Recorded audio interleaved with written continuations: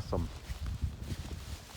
They're just in a ton of grass right now still. Telling you, stockpiling hay out on the field pays dividends this time of year. I don't know any other place that's not feeding their cows hay. And hay costs money. Keep the grass growing out on the field. Move the cows to it. I'll be on this chunk for another 2 days. And then I got all the way down to the woods to go yet. And then my farm hasn't even been touched yet. So I got 38 paddocks, so 38 days on my farm. Plus there's probably about 12 left up here. So I'll be deep into January before I'm feeding any hay whatsoever. The cows just look fat. They look awesome. They're gonna perform awesome this winter. It's a little bull we got for next summer. He's not quite the breeding age yet. All the cows are pregnant though now, so. But he's gonna be our herd bull the next 2 years. I wish he wasn't black. I will say that the black hair in the summertime, no good. I want to get red coats because the black they get so hot. There's like way more of a fly load on them than the red ones. So I'm definitely learning my lesson there. If you guys want to start a beef operation, stay away from the black cows if you're going to graze them like this. One thing, if you're spraying them with parasites and all, pesticides and all that stuff, keep the flies off of them. But the problem when you do that is, when their manure hits the ground, there's no bugs. The bugs don't even touch that manure. So then, you know, the ground's not going to absorb that manure into it because there's no bugs turning it over.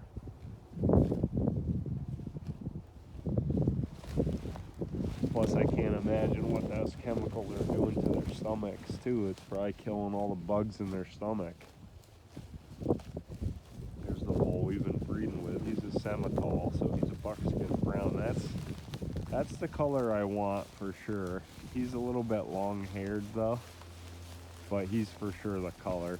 So, but unfortunately, most of these calves out here are his, so we can't breed with him anymore because he'll be starting to breed his own babies, and you don't want that. That's breeding, or what the industry calls line breeding, but you don't want to do that. Don't want to do that. But, so we got that black bull for next summer and the summer after that, and then hopefully our buddy that actually owns that Semitol bull, he's got another red Semitol that is totally unrelated, you know, not the same genetics, but same breed, but not the same genetics. And we're gonna use him after that. So we might only have to breed with the black bull for 1 year, but I don't know. We'll see. Oop. Calves are getting wild. Look at them too. They were born in August. Look how good they look. Yeah, they got the zoomies. It's funny when they do that. All of a sudden the calves will just start running around and bellowing. And this Red Devon Cross calf, she's only 6 months old right now. She was born in June.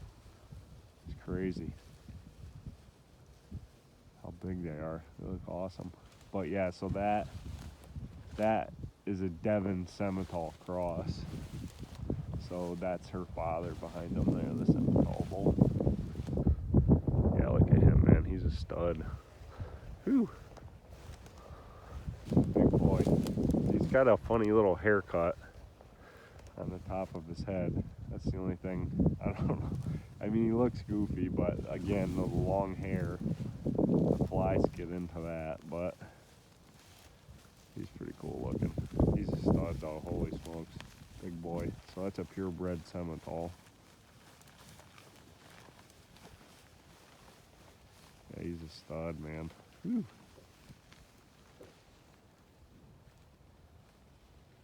Fine.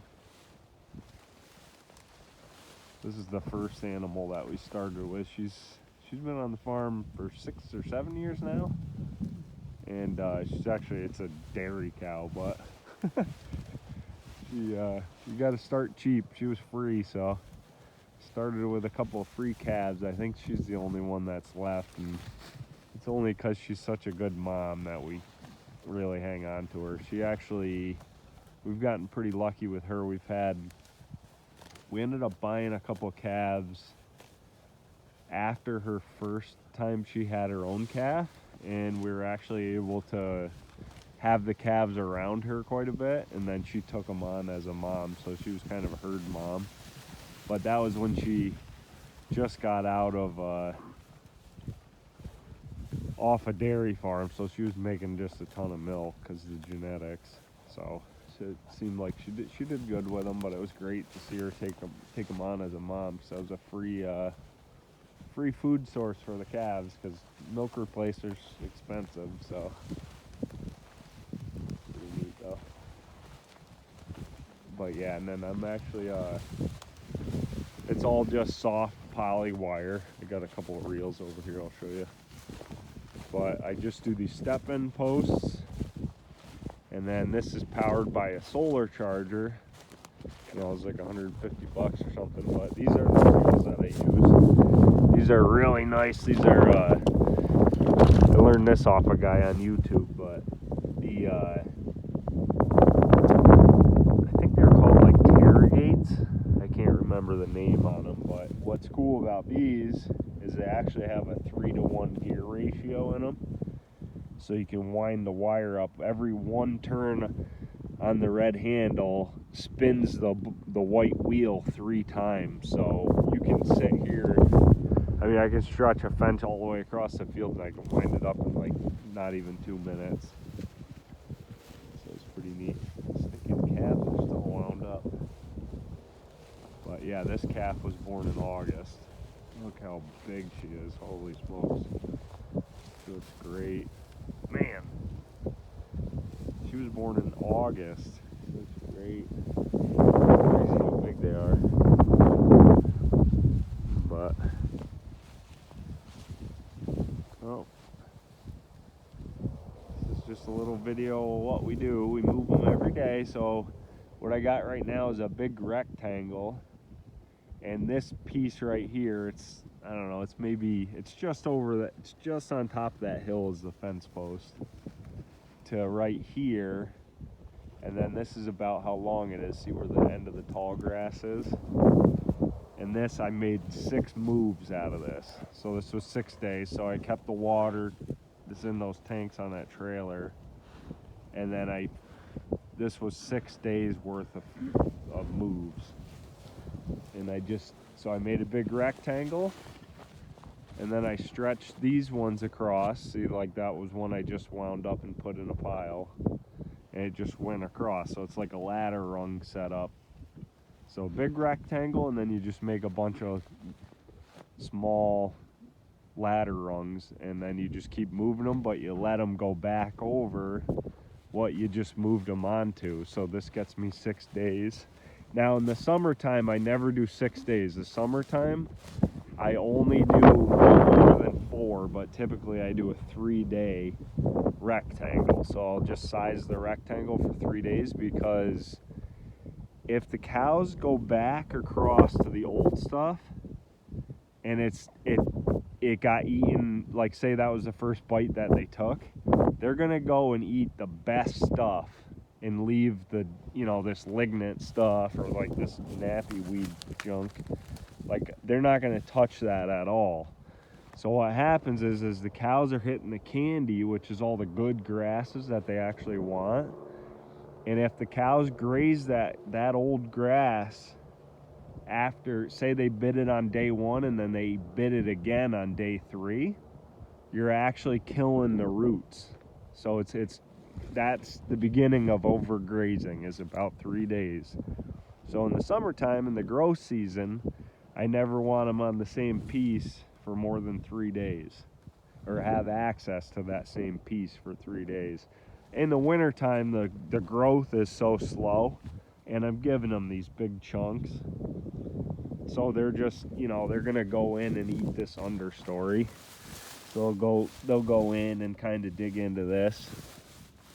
And that's the cool thing about doing grazing this way, is a lot of the parasite load is in this bottom 4 to 6 inches of grass.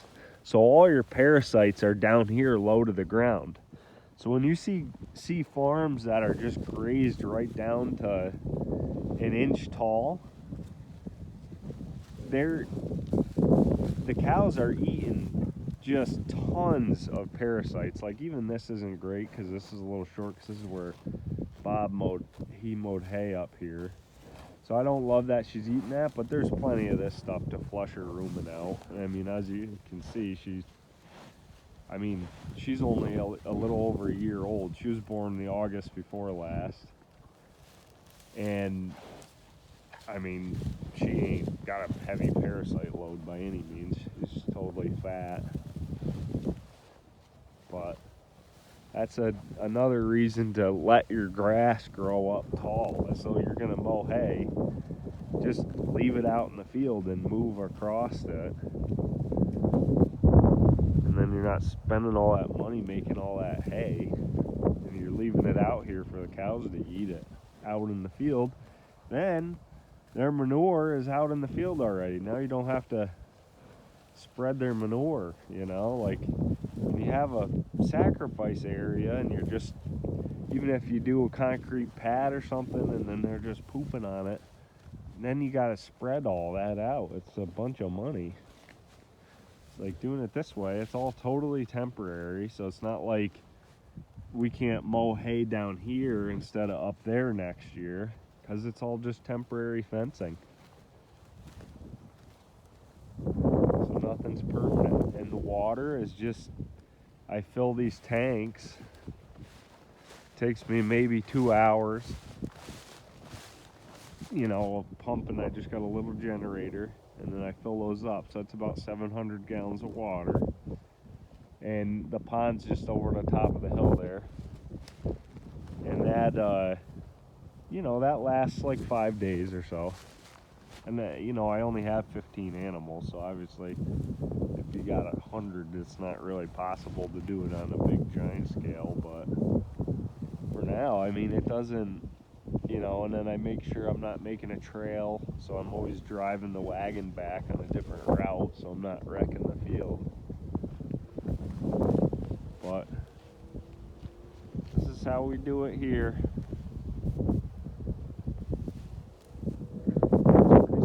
Start on a small scale. It's really simple. Anybody can do this. I hope anybody does do it. We got to start getting a little bit more self-sufficient.